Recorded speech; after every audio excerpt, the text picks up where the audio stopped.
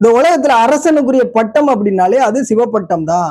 பறையன் அப்படின்னா அரசன் தலைவன் அப்படின்னு அர்த்தம். ஊர் பறையன்னா ஊருக்கு தலைவன் அர்த்தம். இன்னைக்கு நிறைய பேர் ஊர் குடும்பம்னா ஊருக்கு தலைவன் அப்படின்றாங்க. கிடையாது. ஊர் குடும்பர்கள்னு சொல்லலாமே தவிர அது எல்லாம் பறையர்களுடைய பட்டம் தான். இன்னைக்கு அதுல இருந்து பிரிச்சு வேற வேற சதிகளை உண்டு பண்ணி விட்டாங்க. குடும்பன் அப்படிங்கிறது ஆதி குடும்பன், பர குடும்பன், சிவன்.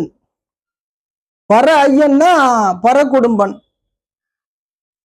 இன்னைக்கு அதே பட்டத்தை பறையர்கள் தாங்கின பட்டத்தை இன்னைக்கு தனியா பிரிச்சு இன்னைக்கு நாங்க வேற சாதி பறையர்லாம் அவங்க மாடு சாப்பிடுவாங்க, அவங்க புலையர் வழி வந்தவங்க, இப்படிலாம் நிறைய பேர் சொல்றாங்க. சொல்லிட்டு போட்டோம், பரவாயில்ல. ஆனா உண்மையில இருந்து நாம மாறுபட்டு வாழ முடியுமா? இது உண்மை. இன்றும் எமது புலையர் மாந்தர்கள் மாட்டுக்கறி சாப்பிடுறாங்க. இன்றைக்கு கேரள மண்ணிலே மலையாள தேசத்திலே அங்க போயிட்டு மாட்டரசியில எவனுமே பேச முடியாது. அது அங்க சாத்தியப்படாது.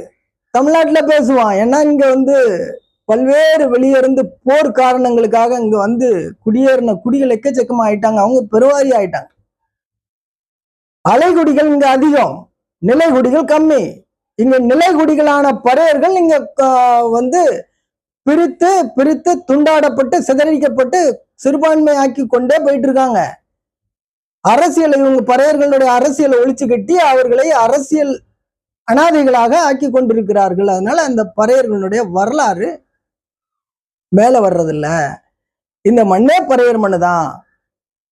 இந்த தமிழ்நாடு முழுக்க முழுக்க இருந்த அத்தனை மன்னர்களும் பறையன் தான்.